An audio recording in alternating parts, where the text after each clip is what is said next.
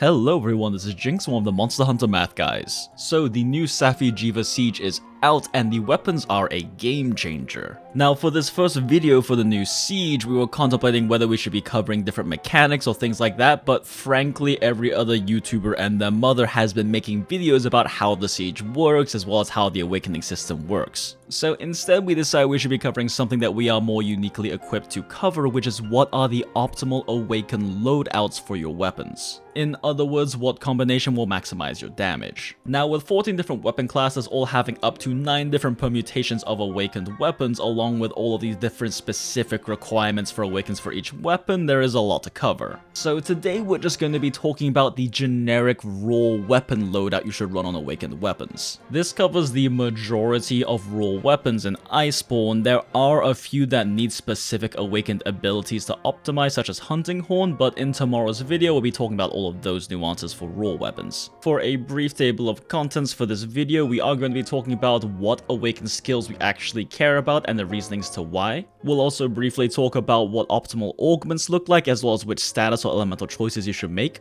And then we'll be going very in-depth into what the actual math behind all of the optimal combinations are and in which situations they are best. Now, even with just covering these few different options, there is a lot to talk about, as you can see from the length of this video. So if you're not interested in seeing all of the specifics of the mathematics, here's the super quick TLDR. If all fails, just stack 5 attack awakens on your weapon and you'll be Gucci. This is by far the most comfortable and most flexible option. However, if you want a little bit more damage and you are stacking a lot of raw damage increases in your build, you're better off running 2 Sharpness 5s to get 20 natural units of purple. The breakpoint for this is you need 68 bonus true raw in order for this to be better than the previous set. Also, purple doesn't bounce, and also you do only have half as much sharpness. And you are dealing at max about 0.6% more damage compared to the first choice. Finally, we have the option where you run a Sharpness 6 with 4 attack 5s. This option can deal up to 1.8% more damage, but it is significantly less comfortable to run due to sharpness limitations as well as lower affinity without agitator active. Additionally, you also have to run a specific pure DPS setup with God decos in order for this to beat the other options. Zero room for quality of life. And also to achieve that, you need Kaiser Gamma Helmet, which does make you take about 12% more damage. Now for generic raw weapons, there is a fourth option, which is using Safi Jiva 3 set bonus with Master's Touch set bonus, but this is a much more complex topic and we'll be tackling it in a later video. But the TLDR is this does have marginally higher damage than every other setup here, but you cannot run health augment and you have to play around the Safi Jiva set bonus health drain. Now there is quite a bit to talk about in terms of these new awakened abilities and loadouts, so a few quick reminders. First off, I do want to apologize about the wait on this video. It has been a very rough week for me, and I do have some appointments scheduled for next week to hopefully resolve things, but regardless, thank you so much for your patience. And also don't forget, we do have a Twitter where we post updates about videos and various things that interest us, and Tuna is streaming the Siege almost every single day over at twitch.tv/TunaTaco. Alright, let's talk about the most optimal loadouts for all of your Safi Jiva weapons. Now, due to everything that's been going on this week, I haven't actually gotten to farm the Siege much myself, but from what I have been able to farm up, as well as all of the discussions we've had with our set optimizer team over at our Discord server, we have determined what the optimal loadouts look like at the moment. So let's briefly talk about what awakens we care about and which ones we don't. So first up, because we are talking about raw weapons, we don't care about the element ups.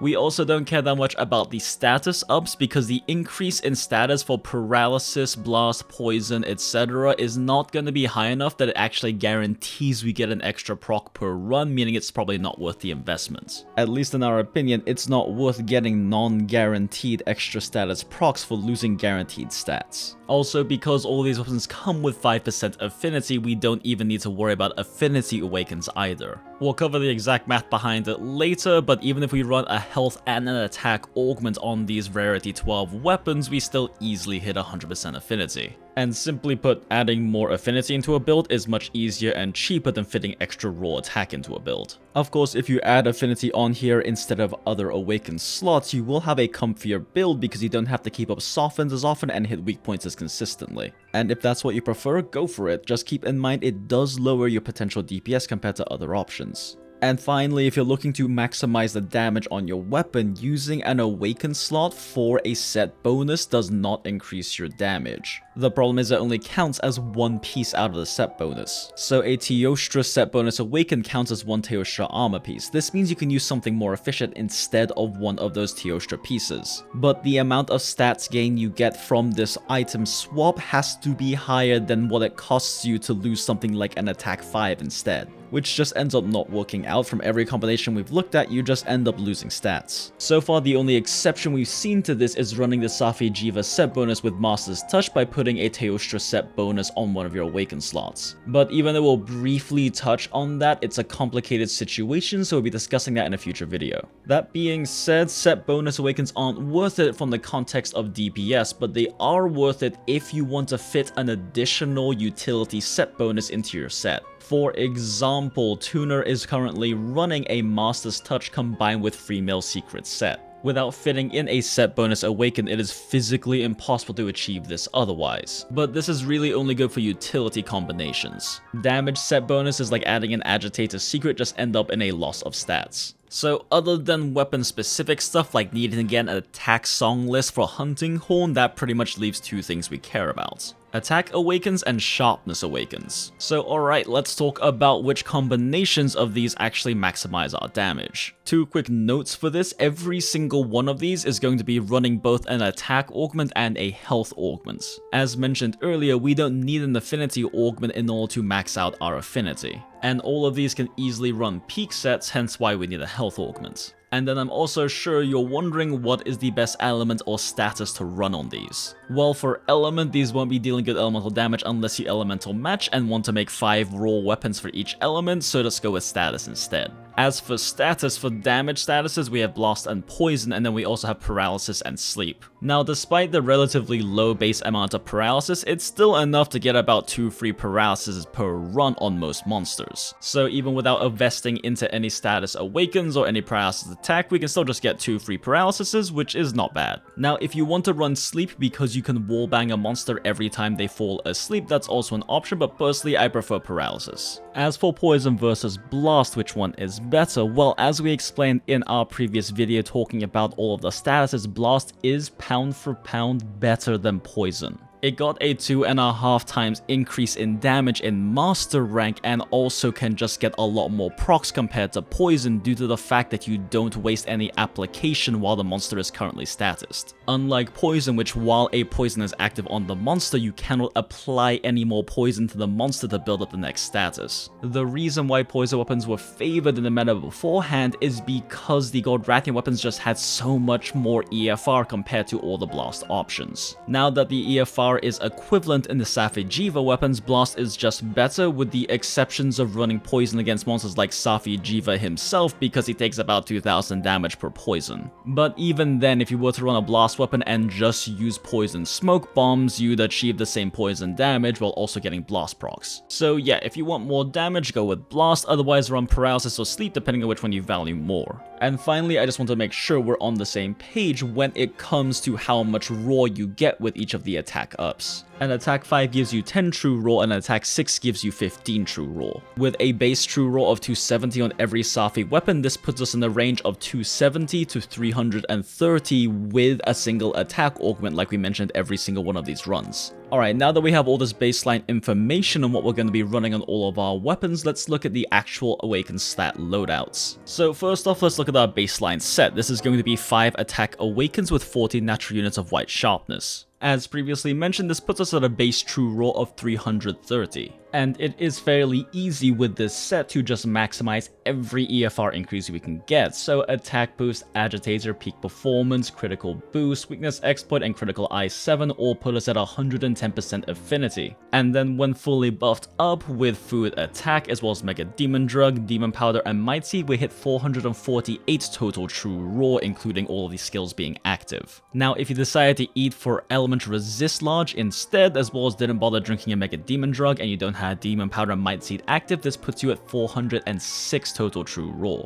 This puts our total EFR with buffs active at 827.9, and our EFR with no buffs active at 750.29. This is a huge amount of EFR. This is basically like getting to run a Gold Rathian weapon but with whatever status you want on it, as well as 40 more base true raw. This works out to about a 9.8% EFR increase over the previous Gold Rathian meta sets. That's a huge amount of increase in damage, not to mention you also get blast or paralysis instead. And also, side note, if you're running Impact Charge Blade, this is the one you want to go with because the actual EFR gains are marginal between this and other choices, but it has the highest base true roll, meaning the most file damage. This is also the easiest one to get because when you're rolling for Awakens, it does tend to favor the ones you already have installed, so simply put, getting 5 attacks to max is easier than getting 3 attacks and 2 sharpness. The final thing to note about this particular setup is that it is the best if you simply don't have any good decos yet. The other options scale slightly better, but this one is good regardless of whether you have good or bad decos. Speaking of which, let's talk about the 2 sharpness 3 attacks next. As you can see, the set literally doesn't change because the only difference here is we're running 20 units of purple sharpness instead of 40 units of white, but we lose 20 base true raw as a trade-off. This ends up being a worthwhile trade-off when we have all of these skills included, as well as when we have full buffs included. This puts us at an EFR with buffs of 832.8, as well as an EFR without buffs of 751.16. Now this is only a 0.6 to 0.12 increase in damage, which is severely minor. For example, on Switch Axe Amped Sword Swings, this is like 1 to 2 damage per swing when critting. However, purple sharpness does have the advantage of not bouncing on certain hit zones like Garuga wings or the Metal Wrath bodies and wings, which is really nice. However,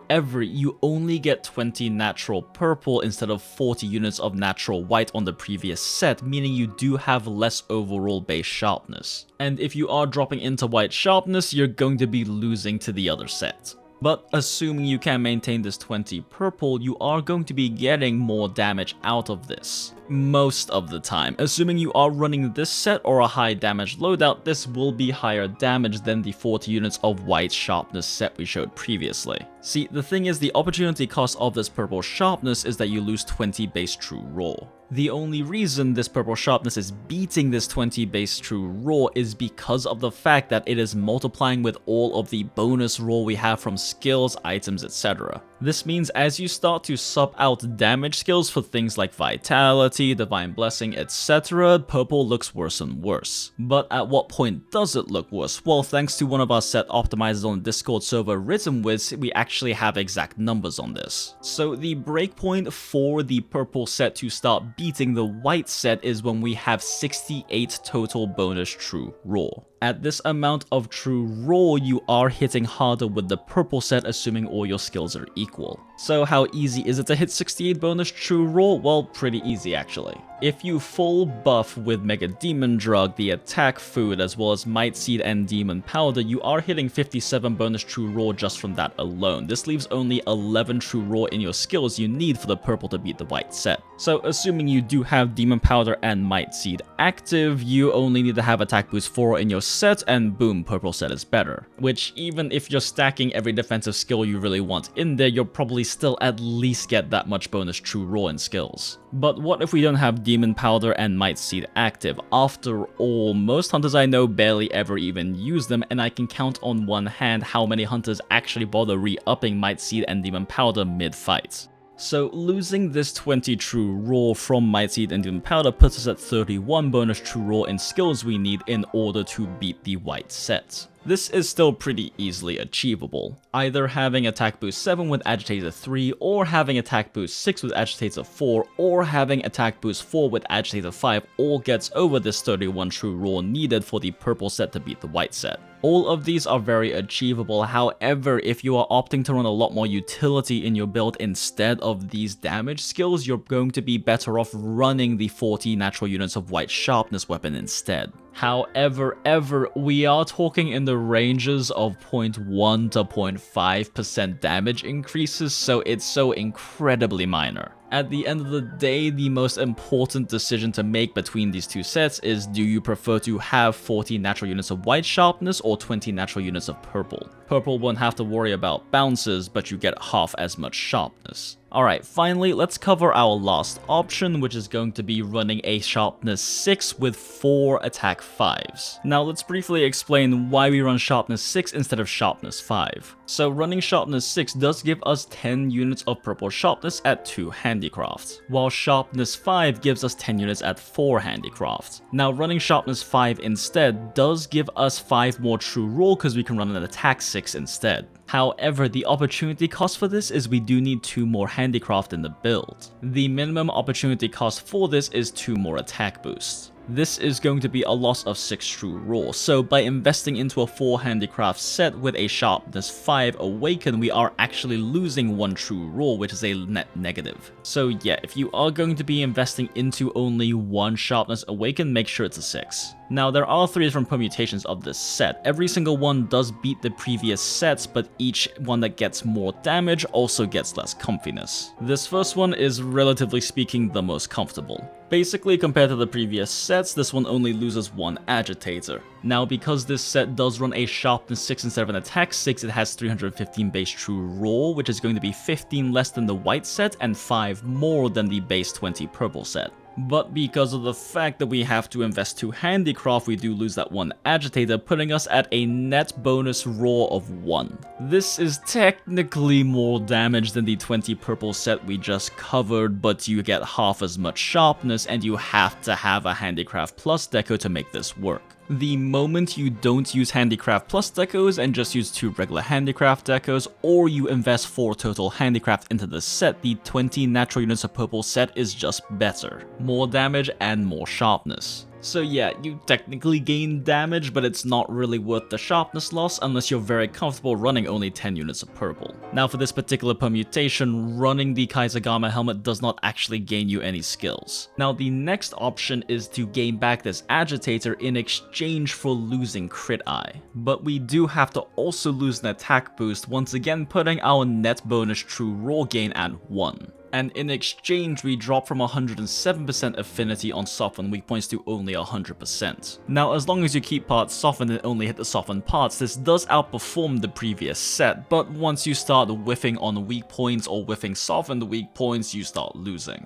This is a pretty good example of a build that is better on paper, but realistically in a hunt, unless you play perfectly, the previous build will be better. And then finally we have the Kaisergama version of this where we don't run all crit I7. This does gain us back an attack boost, which does put us at a net 3 true raw positive. But again, you do lose the 7% affinity overcap you previously had. So you do need to play nearly perfectly for this to outperform the other sets on the list. And you do have to run this with a Kaiser Crown Gamma, which does cost you some defense and makes you take about 11-12% more damage from monster attacks. But at a 1.78% damage increase over the baseline, this is actually a pretty decent gain in damage. But considering you only have 10 units of purple, I would really only recommend this on things like Hammer that can reliably run 10 units no problem. Now there is one more alternate for this build where all you do is basically switch out one of your attack boost decos for a handicraft deco. This does drop you by another 3 true raw, however you now have 20 purple, which is a much more workable amount. Compared to our other 20 purple set, this does have 2 more true raw, however you do lose the 10% overcap on affinity, meaning you are agitator reliant on this set dealing more damage. But as long as you have agitator active and you do run a Kaisergama helmet with this loadout, this is going to be your highest damage set with 20 units of sharpness at least. And keep in mind, these builds that run a sharpness 6 can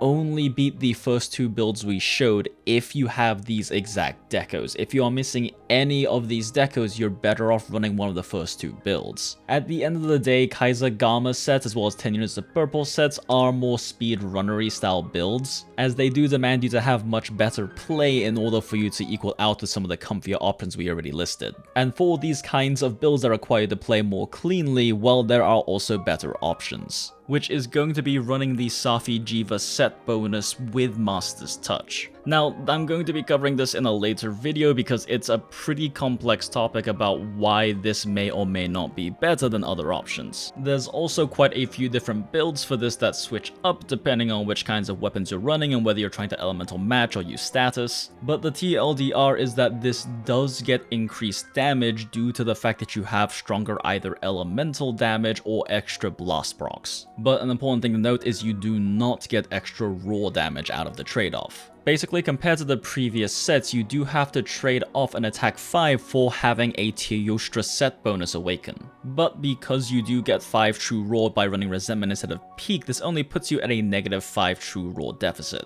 At least for status setups, this particular elemental setup on screen is at a -10 deficit because we only run an attack augment with an affinity augment. In this specific case, the dragon attack 6 can only fit with an affinity augment. Regardless, your raw damage is going to be lower than these previous builds. Now, the interactions between health augment, resentment, and the Safijiiva set bonus are a little weird, but the TLDR is sometimes you can get hits with resentment and sometimes you can't. And the damage gain you get from either the increase in element or increase in blast procs isn't going to make up the loss of resentment uptime if you run health augment. Which is kind of the other issue with Safijiiva Master's Touch sets, you can't run health augment. If you need to run health augment, you should just be using one of the other raw sets we already showed. And also, you have to work with the Safijiiva set bonus, which when fighting tempered monsters puts you in one-shot range fairly frequently. We will of course cover this much more in depth in a future video, but TLDR, unless you're willing to play without health augment and play around the life drain you get from the Safijiiva set bonus, it's not going to be dealing more damage than one of the previous sets we already listed.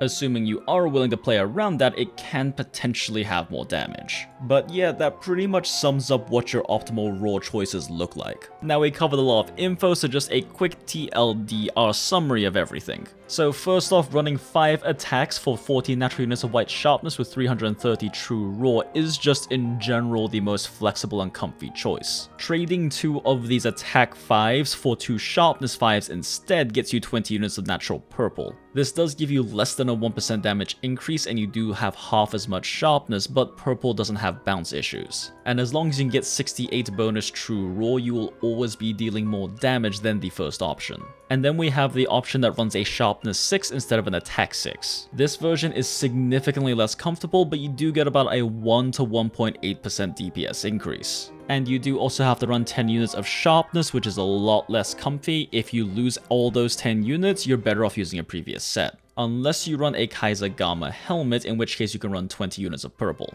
At which point you're taking 11 to 12% more damage from monster attacks. And you do have to have Agitator active for these to beat the previous sets. And you do have to have every single deco needed for this build. If you switch anything out, the other 2 options are better. And finally, Safijiiva Master's Touch sets are potentially higher damage, but we need more testing first, and they're definitely a lot less comfortable. Alright, that is all we have for you on this one. Thank you so much as always for checking out the video. And if you have any friends who would like to know what awakens you should run for raw weapons, be sure to share the video with them. It really does help a lot. If you yourself enjoyed the video, be sure to let us know by liking the video below and leaving a comment. We love getting to hear your guys' feedback. Also, a huge thank you to our entire set optimizer team over on the Discord server who have been crunching all of these numbers, all these different build variations since the Safijiiva Siege dropped. And if you'd like to chat with our set optimizers, or you'd like to find some people to siege with of all different skill levels, be sure to check out our Discord server, the Mathlos Nest. Just please keep all Iceborne and Siege related talk to our specific channels for those topics to make sure our PC players can avoid spoilers. And of course we have our Twitter where we post updates about videos and various things that interest us, and Tuna does stream live on Twitch almost every single day, and he is grinding out the Siege, so it's a good place to go watch some of that action. And of course none of this would be possible without the generosity of our patrons. And an especially big thank you to our new patrons Derek, Chewy, and Ray. Your continued support means the world to us, especially to me considering how the past month has been particularly rough for me, so it's been a little bit difficult to work on videos. So thank you again because it really means a lot. Alright, that is everything for this video. We have a lot more videos covering all of these Safijiiva Awakened combinations that are meta coming up in the future. And of course we'll be having videos about how to farm him most efficiently and various other things coming up as well. So if you want to see those as soon as they come out, be sure to subscribe and hit a notification bell, and you will learn about those as soon as they go live. Alright, I gotta go lie down. Happy hunting, hunters. We'll see you next time. Bye.